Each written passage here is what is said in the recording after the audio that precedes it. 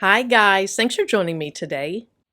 A while back, I saw Queen Dreamer on the YouTube channel Do Dream On do some chip bags. And I knew I would use that idea someday. I just thought hers turned out adorable. I have 4 of my best friends from grade school through high school coming to my house in about a week and a half. So I decided to go ahead and use that chip bag idea for my weekend. Here's what I have for the project. I've printed out my design. Now I'm going to do mine differently than she did hers. I'm doing mine on sublimation paper, but you could always print yours out on just regular paper.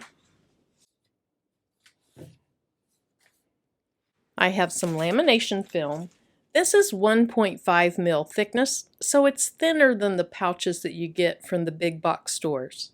I ordered this off of Amazon. It's 25 inches wide by 200 feet, and I absolutely love it. So I'll link that in the description below. So some other things I'll use are the typical things you use when you're pressing a sublimation print. I have some Teflon sheets, some butcher paper, and then I have some just copy paper or printer paper, some scissors, heat-resistant tape. Now I'm going to use this tape I got at Dollar Tree. It's double-sided tape for these. It works wonderfully. I tried it with some more expensive Scotch tape, and this actually worked much better. And then the crimper is going to make the little ridges that you see at the top and the bottom of a chip bag. Now we're going to move on over to the heat press, and I'll show you how to put this together. I have my heat press set for 385. You might have to experiment with yours and see what the perfect setting is, but for me 385 worked perfectly.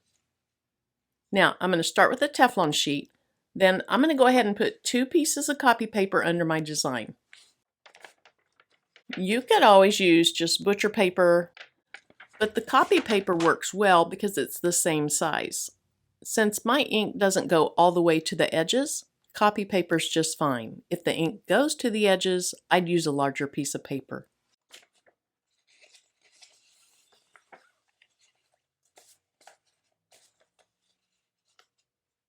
Now I have a piece of lamination film, and it's larger than my print.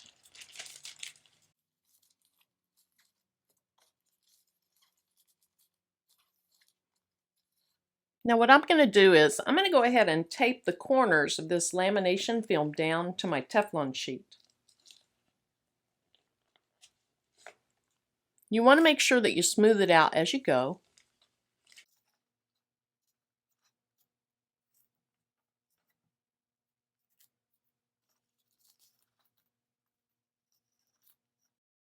The other thing is I want to make sure the tape doesn't overlap on top of where the print is or on top of where the paper is. If it does, that tape's going to leave an impression in your lamination film. Now I'm just going to take some butcher paper, cover up my design. And then as long as you have your design, your lamination film, your tape, everything that could stick to the top platen covered up, you don't have to do the last step. But I always like to use another Teflon sheet on top just to protect my top platen.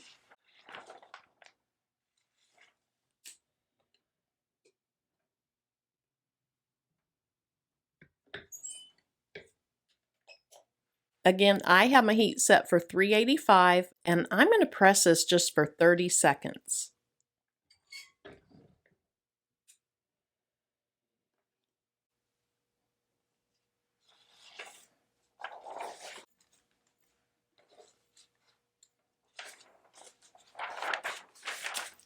Now look how pretty and vibrant that is. Then your tape and your lamination film peel right off of this Teflon sheet.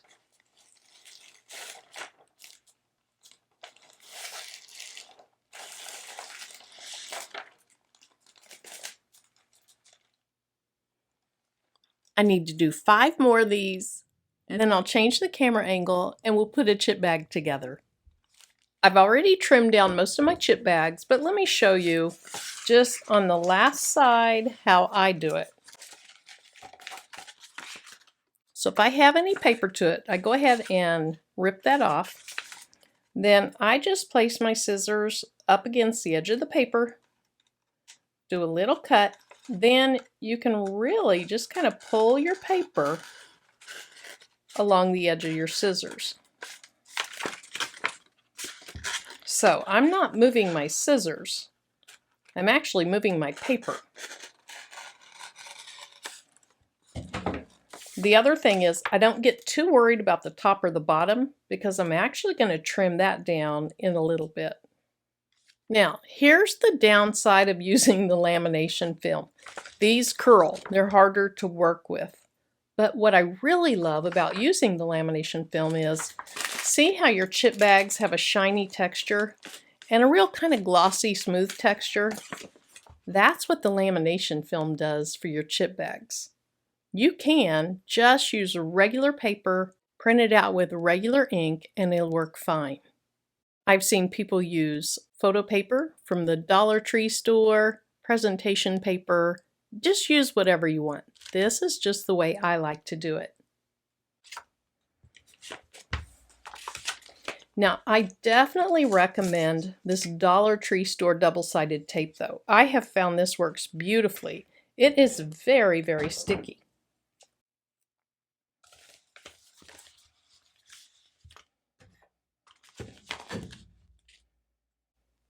Now, the first place I'm going to put it is on the top of one side of my chip bag.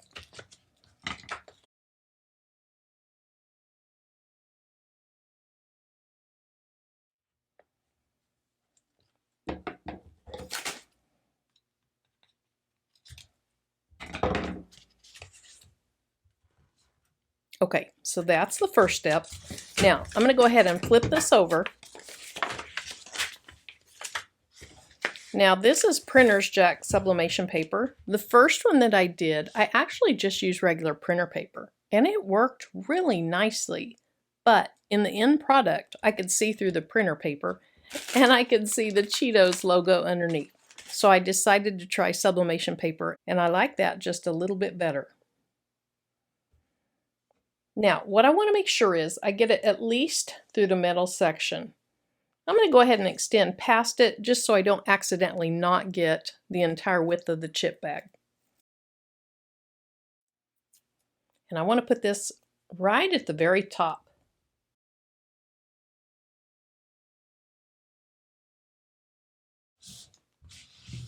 Then I'll do the same thing at the bottom.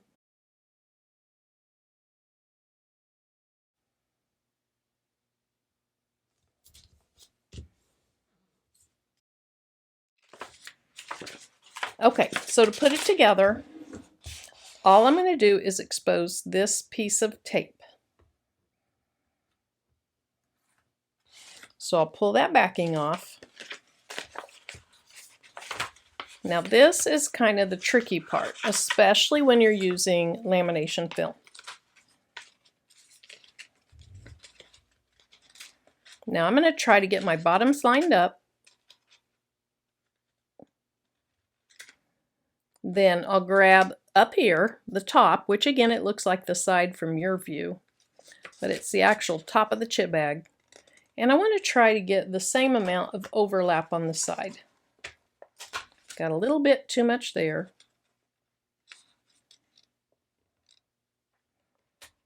Okay, so now I'm going to go ahead and start in the middle and smooth out.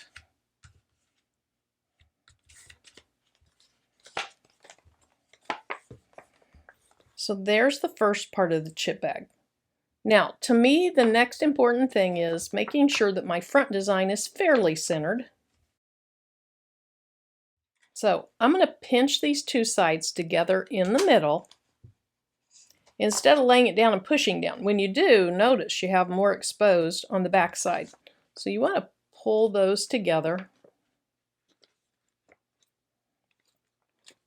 Then I like to go over here and make a little crease on that side. Go over to this side, make a little crease.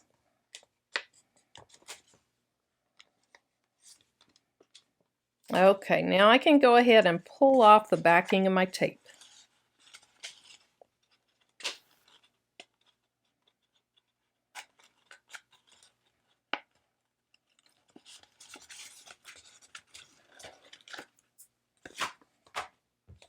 Now I'm going to start on the two outside edges. I know they were in the right place. Then I'll work my way across. Okay, so I have the bottom done. Now, if it's not lined up exactly, I'm going to take my scissors, and this one came out pretty nicely, but I'm just going to trim across.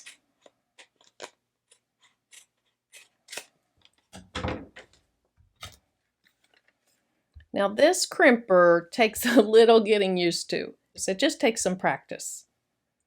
Now, the instructions say to go ahead and open it up right here. I haven't seen people online do that. In the YouTube videos, they just start crimping. But you open it up, place your bag down in there. Then what I like to do is start turning it a little bit, then go ahead and close it. I'm just going to turn it till I hear about 3 clicks. Then I'm going to go backwards.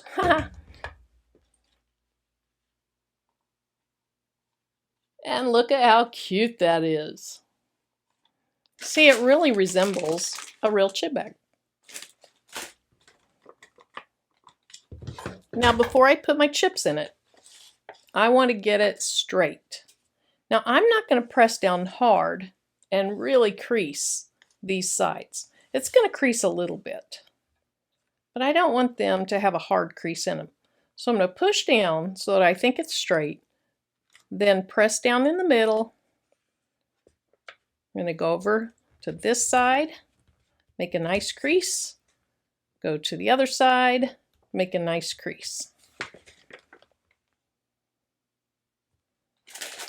Now to get my chips in it, this is just a 1 ounce bag of chips. These are the little bitty snack sizes. I got these at Dollar General, 2 for $1. I've seen big bags. I think they have 18 in a big box or bag, a big package of these at Walmart. But I didn't need that many. So I'm going to let my chips fall down to one side. Then it makes it easy. Just push this side in to get them down into my chip bag. Now once I get them in there, I'll kind of wiggle it around so they redistribute. Now remember, you have the little creases on the side here. And those are very helpful. So I'm going to go ahead and take the back side of the tape off.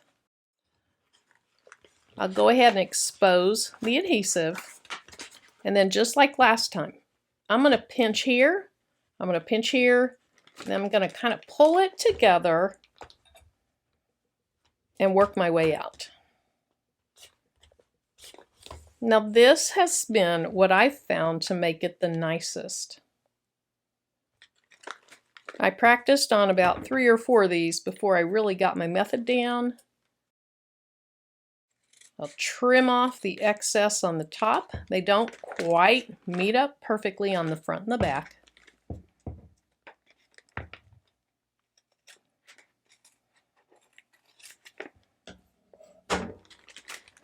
Okay, once again, I'm going to go ahead and open this up.